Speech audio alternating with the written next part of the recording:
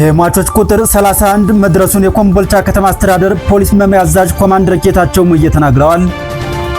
እንዲሁም አንጋፋው ድምፃዊ ሰማኸኝ በለው ከዚህ ዓለም በሞት መለየቱ ታውቋል። የህወሓት አርሚ 13 የተባሉ ታጣቂዎች እንቅስቃሴ መጀመራቸው ታውቋል። እንዲሁም የአማራ ወጣቶች ሊታገሉም አቶ አረጋ ከበደ ጥሪ አቅርበዋል። በሱዳን ነዳጅ የጫኑ ቦቴዎች ላይ ጥቃት መፈጸሙና የተባበሩት አረብ ኤሚሬትስ የሚሰነዘሩባትን ጥቃት ለማስቆም ለኢራን በቢሊዮን የሚቆጠር ዶላር መክፈሏም ተዘግቧል።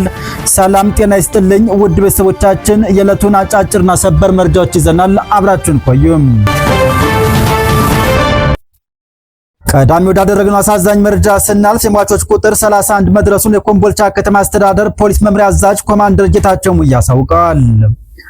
በዛሬው ዕለት ማለዳም በደሴና በኮምቦልቻ መካከል በሚገኘው ጠመዝማዛው መንገድ ካረጎ እየተባለ የሚጠራው ቦታ ላይ በደረሰ መኪና አደጋም እስካሁን ሰዓት ድረስ የ31 ሰዎች ህይወት ማለፉ ተረጋግጧል። አደጋውን በተመለከተም የኮምቦልቻ ከተማ አስተዳደር ፖሊስ መምሪያ እንደገለጸው በአደጋው ህይወታቸው ያለፉ ሰዎች 31 መድረሱንና አደጋው የደረሰውም በተለምዶ ከደሴ ወደ ኮምቦልቻ በሚወስደው ሃርጎ ኤስ መንገድ መታጠፊያ እየተባለ የሚጠራው አካባቢ ከንጋቱ 12 ሰዓት መሆኑን የኮምቦልቻ ከተማ አስተዳደር ፖሊስ መምሪያ አዛዥ ኮማንደር ጌታቸው ሙዬም ተናግረዋል። ተሽከርካሪው ከ100 ሜትር በላይ ከርዝመት ያለው ገደል ውስጥ በመግባቱ ሹፌሩን ጨምሮ የ31 ሰዎች ህይወት ሲያልፍ 33 ሰዎች ላይ ከባድና ቀላል የአካል ጉዳት መድረሱንም ኮማንደር ጌታቸው ሙዬ አብራርተዋል። ተሽከርካሪው 64 ሰዎችን አሳፍሮ በመጓዝ ላይ እንደነበር ያነሱት ኮማንደር ጌታቸው ተጎጂዎች በደሴና በኮምቦልቻ ሆስፒታል ሕክምና እየተደረገላቸው እንደሆነም ገልጸዋል። ተራራው ሚዲያም በአደጋ ህይወታቸውን ላጡ ወገኖች የተሰማውን ጥልቅ ሐዘን እየገለጸም ለተጎጂ ቤተሰቦችና ቤተሰቦቻቸውም መጽናናትን ይመኛል።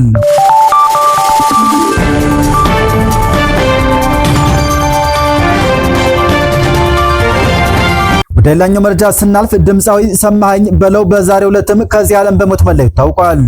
ድምፃዊ ሰማኸኝ በለው ወይም ስሜ ባላገሩ ባደረበት ህመም በሕክምና ሲረዳ ቆይቶም በዛሬው ዕለት ከዚህ ዓለም በሞት መለየቱ ታውቋል።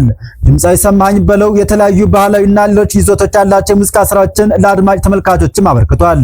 ተራራው ሚዲያም ለቤተሰቦቹ ለወዳጅ ዘመዶቹና ለአድናቂዎቹም መጽናናት ይመኛል። ባሳለፍነው ሳምንት ወደ ሱዳን በሚሄዱ የህወሓት አርሚ 13 ታጣቂዎች ላይ ሽራሮ አካባቢ የኢትዮጵያ አየር ኃይል በድሮን ጥቃት መፈጸሙን ተከትሎም ህወሓት ኤርትራ ድንበር አካባቢ የሚገኙ ተሳቢ መኪኖችን ወደ መሃል ሀገር እያንቀሳቀሰ መሆኑን ኮንፍሊክት ዞን ዘግቧል። የአማራ ወጣቶች እንዲታገሉም አቶ አረጋ ከበደ ጥሪ አቅርበዋል። የአማራ ክልል ፕሬዝዳንት አረጋ ከበደ ለአማራ ወጣቶች የትግል ጥሪ የሚያቀርብ ሲሆን አመራሮቹን ሄዳችሁ ታገሏቸው ሲሉም አነጋጋሪ መረጃን አጋርተዋል። አረጋ ይህን ያሉት ባህር ዳርን ወደ ላቀ ከፍታ ለመውሰድ የወጣቶች ሚና የማይተካ ነው በሚሉ መሪ ቃላት ከባህር ዳር ከተማም አስተዳደር ወጣቶች ጋር በተወያዩበት ወቅት ሲሆን ከተማዋን ለነዋሪዎቹ ምቾት አልባ የሚያደርገው የአስተዳደር ብልሽት መሆኑን የጠቀሱት ርዕሰ መስተዳድሩ አመራሩ በቀላሉ የሚገኝ ቀላል ውሳኔ መስጠት የሚችል መሆኑን እንዳለበት አጽንኦት የሰጡ ሲሆንም በተለይም በህዝብና በሀገር ላይ የሚፈጸሙ የሌብነት ድርጅቶችን ወጣቱ በግንባር ቀደምነት ሊታገላቸው ይገባል ብለዋል። ሌብነት ውስጥ የመሬት ስርቆት፣ የግብር ስርቆት፣ የኮንትራክት ስርቆት ውስጥ የሚገባ ግን መስረቅ ሳያንስ የሚመራውን ድሃ ህዝብ የጎሪጥ የማይ አመራር ላይ በጽናት መታገል ያስፈልጋል ሲሉም የባህር ዳር ወጣቶች በተሰበሰቡበት መልእክት አስተላልፈዋል።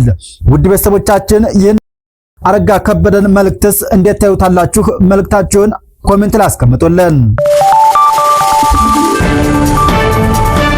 የነዳጅ ቦቴዎች ላይም ጥቃት መፈጸሙ ታውቋል።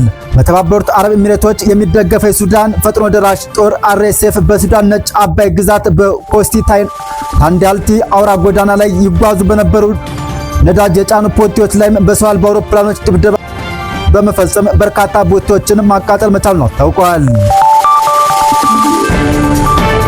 ሌላኛው መረጃ ስናልፍ የተባበሩት አረብ ኤሚሬትስ የሚሰነዘሩባትን ጥቃቶች ለማስቆም ለኢራን በቢሊዮን የሚቆጠር ዶላር መክፈሏ ተዘግቧል። የተባበሩት አረብ ኤሚሬትስ በኢራን የሚሰነዘሩባት ጥቃት እንዲቆሙላት ለቴህራን በቢሊዮን የሚቆጠር ዶላር መክፈሏን ሮይተርስ ዘግቧል። ኤሚሬትስ እስካሁን 3 ቢሊዮን ዶላር ለኢራን የከፈለች ሲሆን የስምምነት ጠቅላላ መጠን እስከ 10 ቢሊዮን ዶላር ሊደርስ ይችላል ሲሉም ሁለት የቀጠና የመረጃ ምንጮች ገልጸዋል።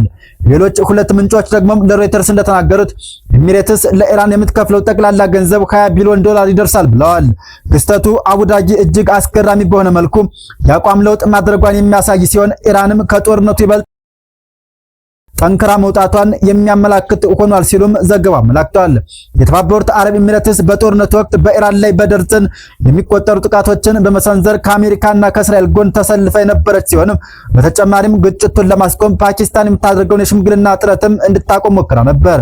ሳውዲ አረቢያ ለእስላማባድ አዲስ ብድር ለመስጠት የተገደደችው ኤሚሬትስ ፓኪስታን የውይይት መድረክ በማዘጋጀቷ እንደ ቅጣት በመቁጠር ያለባትን ዕዳ በአስቸኳይ እንድትከፍል መጠየቋን ተከትሎ ሲሆን ባለፉት ሳምንት የተባበሩት አረብ ኤሚሬትስ የሀገሪቱ ብሔራዊ ደህንነት አማካሪና የአቡዳቢ ምክትል ገዥ ከሆኑት ሼክ ታህኑን ቢን ዛይድ አል ናህያን ጋር ለደረጉት ስብሰባም የኢራን እስላማዊ አብዮታዊ ዘብም አባላትን ተቀብላለች። በአሜሪካ ማዕቀብ የተጣለባቸው እነዚህ አብዮታዊ ዘብ ባለስልጣናት ያረፉትም ታህኑን የክብር እንግዶች ማረፊያ ቤት ውስጥ ነበር። ብሉምበርግ በዚህ ሳምንት እንደዘገበው ከሆነ ኤሚሬትስ ውጥረቶችን ለማርገብ በከፍተኛ ኢራን ባለስልጣናት ጋር ፊት ለፊት የሚደረጉ ውይይቶችን ለማካሄድ ዲፕሎማቶችን ልካለች ተብሏል። አንድ የባለስልጣናት ዲፕሎማት ለኤምኤምኤ እንደተናገሩት መንግስታቸው ይህ ስብሰባ የተካሄደው በቴህራን ውስጥ እንደሆነ የሚያምን ሲሆን ይህም ኤሚሬትስ ጥቃት እንዳይሰነዘርባት ለማድረግ የተከናወነ ጥረት አካል ነው ብለውታል።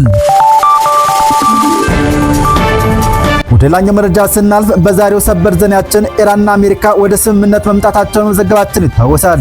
ይሁን እንጂ በሆርሙዝ ሰርጥ ማለፍ ከክፍያ ነፃ የሚሆነው ለ60 ቀናት ብቻ መሆኑን ፋርስ አስታውቋል። ምንጮቹን በመግቢያ ሰነዱ ኢራንና ኦማን የሆርሙዝ ባህርን አገልግሎት ይቆጣጠሩ ያለም ሲሆን ኢራን ከሆርሙዝ ሰርጥ የደህንነት፣ የአሰሳ፣ የአካባቢ ከመድን አገልግሎት ቀጥተኛም ገቢም ትሰበስባለች ሲልም አስታውቋል።